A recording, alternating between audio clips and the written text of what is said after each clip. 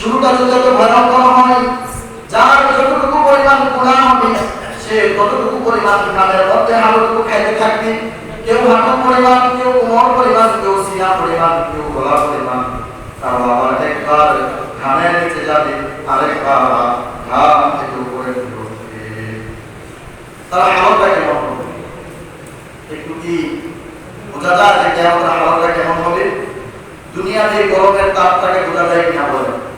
রাসূলুল্লাহ সাল্লাল্লাহু আলাইহি ওয়াসাল্লাম বলেন, যখন পৃথিবীর মধ্যে সূর্যের তাপ, গরমের তাপ বেশি হয়ে যায়, তখন বুঝবা এটা জাহান্নামের একটা নিঃশ্বাস। জাহান্নামের কি নিঃশ্বাস?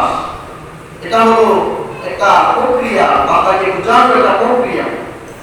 আদৌ কিন্তু সূর্যের আলোর তাপ এত বেশি না, কিন্তু আমাদের দেহের মধ্যে যে তাপ লাগে, এটার বর্তমান যে সায়েন্স যেটাকে বলে, তারা যেটা নির্ধারণ করে 46 থেকে 47 পর্যন্ত, কিন্তু সূর্যের তাপ এত পর্যন্ত যায় না। এজন্য হাজির দুনিয়াবি গরমের তাপটা যদি আমাদের সহ্য না হয়, তাহলে একটু চিন্তা করেন জাহান্নামের আগুনের তাপ কিভাবে সহ্য করবে। কিয়ামতের মাঠে সূর্যের তাপটা তখন কিভাবে সহ্য হবে আমাদের। এখন যদি কিয়ামতের মাঠে সূর্যের তাপ থেকে নিজেকে বাঁচাতে চাই, নিজেকে বাঁচাতে হয়, যদি আশা আল্লাহর ছায়া করে নিজেকে যেতে হয়, তাহলে আমাদেরকে প্রত্যেকটা আল্লাহ তাআলার আদেশগুলোকে মানতে হবে না ছাড়তে হবে?